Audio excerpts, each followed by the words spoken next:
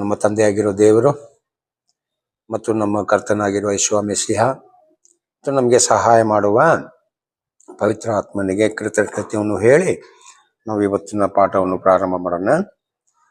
ನಾವು ಸುಮಾರು ಒಂದು 6 ಅಧ್ಯಯನಗಳು ಮಾಡಿದ್ದೀವಿ.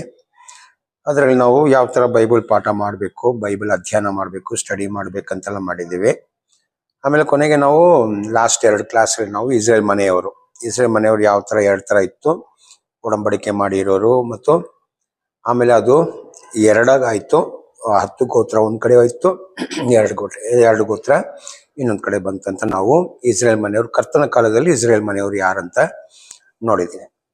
ಈಗ ನಾವು ಇನ್ನೂ ಸ್ವಲ್ಪ ಗ್ಯಾಪ್ಗಳಿದೆ ಮಧ್ಯದಲ್ಲಿ, ಇದೆಲ್ಲ ಇನ್ನೂ ಸ್ವಲ್ಪ ನಾವು ಡೀಟೇಲ್ ಆಗಿ ತಿಳ್ಕೊಳ್ಬೇಕು. ಅದೇನಿವತ್ತು ಒಂದು ಪ್ರಶ್ನೆ ಏನಂದರೆ, ನಮ್ಮ ಸಾಲಮೋನ್ ಒಂದು ಮಾತು ಹೇಳಿದ್ರು, ನಾವು ಯಾವ ಥರ ಬೈಬಲ್ ಸ್ಟಡಿ ಮಾಡಬೇಕು. ಅದರಲ್ಲಿ ನಾವು ಲೆವೆಲ್ಗಳು ಹೇಳಿದ್ದೀವಿ. ಏನದು? ಮಕ್ಕಳ ಪ್ರಾಯ ಮತ್ತು ಯೌವನಸ್ಥರು, ವಯಸ್ಸು ಮತ್ತು ವಿವೇಕಿ ಅಂತ 2 ಇದೆ. ಅದೊಂದು 40-50 ವಯಸ್ಸಾಗಿರೋರು ಪ್ರಾಯಸ್ಥರು ಅಂತ ಹೇಳಿ, ಇನ್ನು ಸ್ವಲ್ಪ ನಾವು ಹಿರಿಯರಂತ ಹೇಳೋ ಪದಗಳು.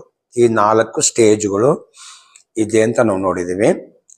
ಅದು ಸಾಲಮೋನ್ ಕಾಲದಲ್ಲಿ ಸಾಲಮೋನ್ ಹೇಳಿರೋ ಒಂದು ಸತ್ಯ. ಬಟ್ ಬರ್ತಾ ಏನಾಯ್ತು, ಯೆಶಾಯನ ಕಾಲದಲ್ಲಿ ನಾವೇನು ನೋಡ್ತಾ ಇದ್ದೀವಿ, ಯೆಶಾಯ ಹತ್ರ ದೇವರು ಹೇಳಿದ್ರು, ಸತ್ಯ ಯಾರು ತಿಳ್ಕೊಳ್ಬೇಕಂತಿದ್ದೀರಾ, ನೀವು ಹಾಲು ಕುಡಿಯೋದನ್ನು ಬಿಟ್ಬಿಟ್ಟು ನೀವು ಬಂದ್ರೆ ದೇವರಿಂದ ಇಲ್ಲ ದೇವ್ರ ಹತ್ರ ನಾವು ಕಲಿಬಹುದು ಅಂತ ಹೇಳುವಾಗ, ಇಲ್ಲಿ ಹಾಲು ಕುಡಿಯೋರು ಅಂತ ಏನಕ್ಕೆ ಹೇಳಿದ್ರು? ಇಲ್ಲಿ ಆಲ್ರೆಡಿ 4 ಸ್ಟೇಜ್ಗಳಿದೆ. ಅದರಲ್ಲಿ ಹಿರಿಯರು ವಿವೇಕಿಗಳು ಇರುವಾಗ, ಈ ಕಡೆ ಹಾಲು ಕುಡಿಯೋರು, ನೀವು ತಾಯಿ ಹಾಲು ಕುಡಿಯೋರು, ಆ ತಾಯಿಯನ್ನು ಬಿಟ್ಟು ಬಂದ್ರೆ ನಾನು ನಿಮ್ಗೆ ಹೇಳ್ಕೊಡ್ತೀನಿ ಅಂತ ಹೇಳೋದು ಏನಕ್ಕೆ ಆಯ್ತು ಅಂತ ನೋಡ್ಬೇಕು. ಈ ಗ್ಯಾಪ್ ಇದು ಏನಕ್ಕೆ ಬಂತು? ಸಾಲಮೋನ್ ಕಾಲದಲ್ಲಿ ಒಂದು ವಿಧ ಇದೆ, ನೆಕ್ಸ್ಟ್ ಏನಿದೆ ನಮಗೆ ಯೆಶಾಯನ ಕಾಲದಲ್ಲಿ ಬೇರೊಂದು ವಿಧ ದೇವರು ಹೇಳ್ತಾ ಇರೋದು. ಸೊ ಏನು ಬಂತು ಮಧ್ಯದಲ್ಲಿ ಡೀಟೇಲ್ ಆಗಿ ನಾವು ಫಸ್ಟ್ ಕ್ಲಾಸ್ ಸ್ವಲ್ಪ ಬೇಗ ಹೇಳ್ಕೊಂಡು ಹೋಗಿದ್ದೀವಿ, ಸ್ವಲ್ಪ ಸ್ಪೀಡ್ ಮಾಡಿದ್ದೀವಿ. ಇವಾಗ ನಾವು ಅದನ್ನು ಸ್ವಲ್ಪ ಇನ್ನೂ ನಿಧಾನ ಮಾಡೋಣ. ಓಕೆ, ಏನಾಯ್ತು? ಈಗ ನಮಗೆ ಗೊತ್ತು ಅದೇನು, ದೇವರು ಅಬ್ರಾಮನ್ ಕರೆದ್ರು.